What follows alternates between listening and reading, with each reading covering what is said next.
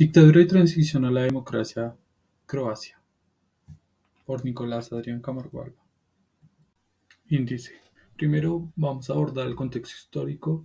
Segundo, la NDH entre 1941 y 1945. En tercero, Croacia en la Yugoslavia socialista. Cuarto, la transición a la democracia. Y quinto, Croacia en el siglo XXI. Contexto histórico. En 1718, Croacia se une al Imperio Austrohúngaro. Entre 1848 y 1849 estalla una revolución en toda Europa por la crisis económica, social y nacionalismos, en contra del dominio austriaco. En 1868, Croacia y Eslovenia establecen una autonomía limitada. Se reconoce el idioma croata como idioma oficial y una representación en el Parlamento. En 1918 cae el Imperio Austrohúngaro tras el final de la Primera Guerra Mundial. En 1918, Croacia se une al reino de los serbios, croatas y eslovenos, compuestos por Serbia, Bosnia y Herzegovina, Croacia, Dalmacia, Montenegro y Eslovenia. En 1922 es reconocido como un país en la Conferencia de Embajadores en París. Su primer jefe de Estado fue el rey Pedro I de Serbia, cambiando su nombre a Yugoslavia. NDH, Estado Independiente Croata. En 1929, Ante Pavelić funda oficialmente el movimiento Ustaša, movimiento político y militar croata ultranacionalista y fascista. Abogaba por la independencia de Croacia y la creación de un Estado croata independiente.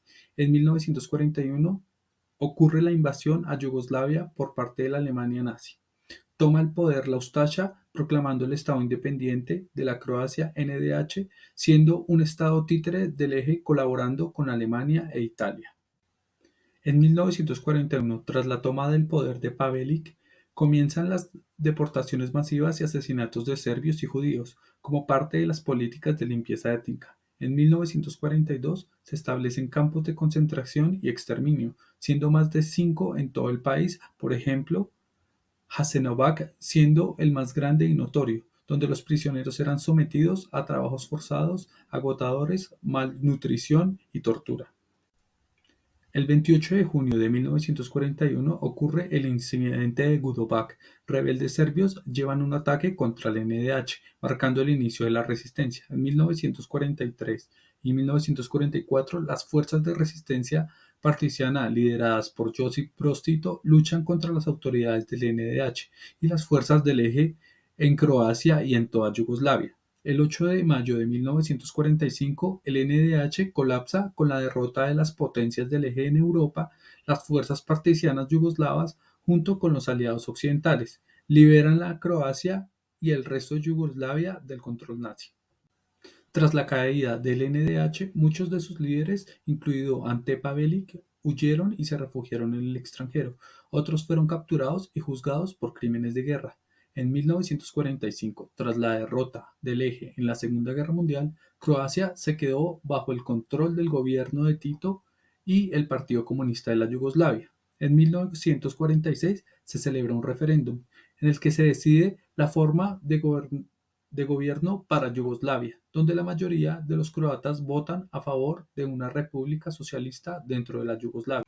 Croacia en la Yugoslavia socialista. En 1947 se establece la República Popular Federal de Yugoslavia. La república se basa en un sistema socialista liderado por el Partido Comunista de Yugoslavia. Se constituyó principalmente por 6 repúblicas: Serbia, Croacia, Eslovenia, Bosnia y Herzegovina, Montenegro y Macedonia, donde se reconocían las diferentes nacionalidades. Mantuvo una política de autogestión obrera, otorgaba cierto grado de descentralización económica y política a las repúblicas. Sin embargo, Tito ejerció un fuerte liderazgo centralizado. Durante la Guerra Fría, Yugoslavia hizo parte de los no alineados. Al liberarse sola de los nazis, no hacía parte de ningún bando, ni de los Estados Unidos ni de la Unión Soviética. Tito tenía fuertes disputas con Stalin. Siempre estuvo preparado para una invasión. En la Yugoslavia se alentaba la política de la hermandad y la unidad entre las diferentes nacionalidades yugoslavas. Sin embargo, había fuerte represión política frente a los nacionalismos. En la Yugoslavia se permitía cierto grado de autonomía cultural para las diferentes nacionalidades y grupos étnicos, en términos de educación, medios de comunicación y cultura. A pesar de la promoción de la diversidad cultural y étnica, el régimen suprimió el nacionalismo excesivo y el separatismo, reprimiendo expresiones nacionalistas radicales. En 1963 se adopta una nueva constitución en la Yugoslavia, otorgando una mayor autonomía a las repúblicas individuales.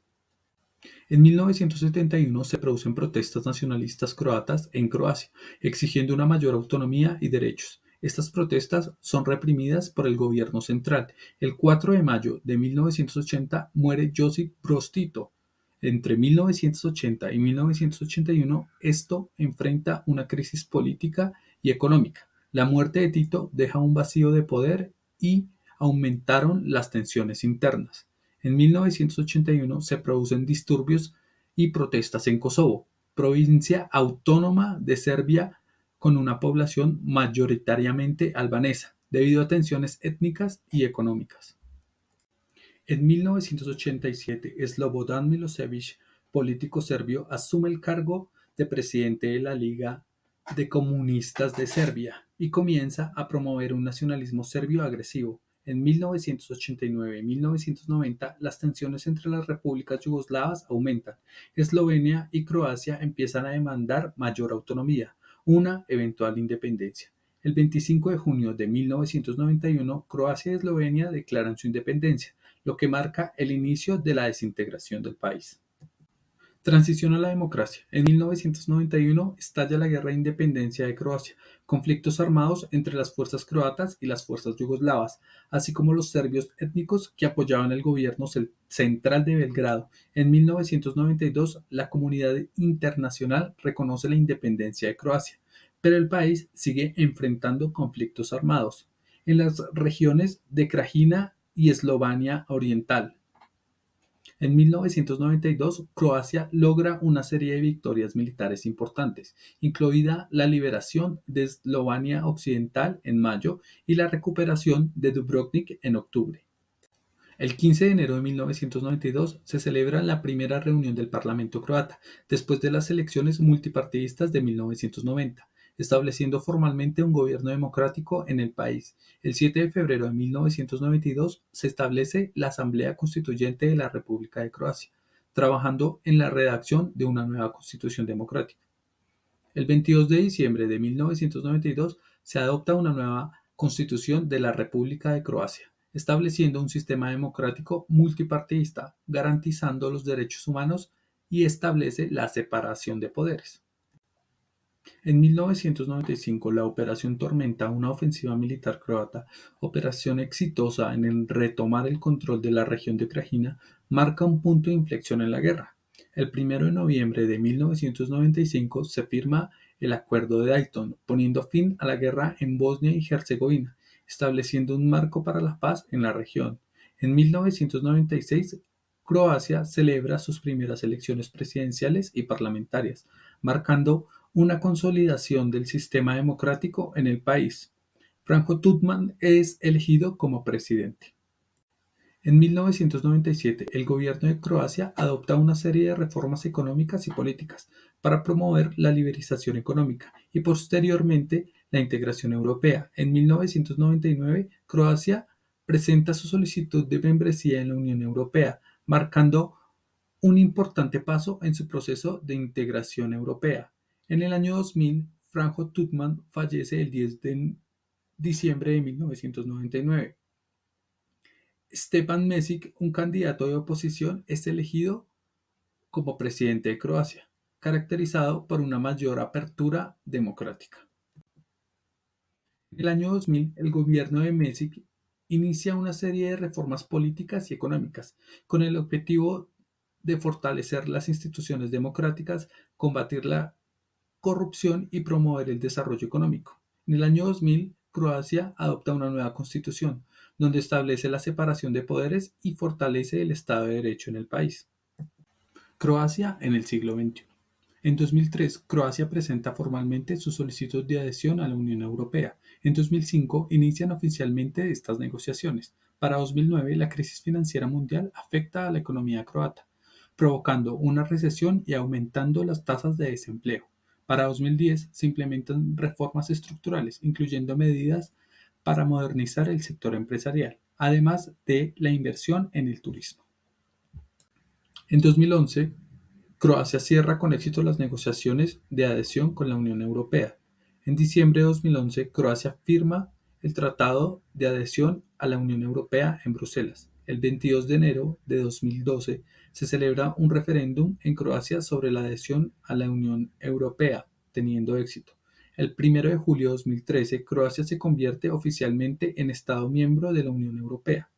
En cuanto a la democracia, en la actualidad persisten divisiones políticas entre los partidos políticos, actualmente entre los que tienen orientaciones más nacionalistas y conservadoras y los progresistas.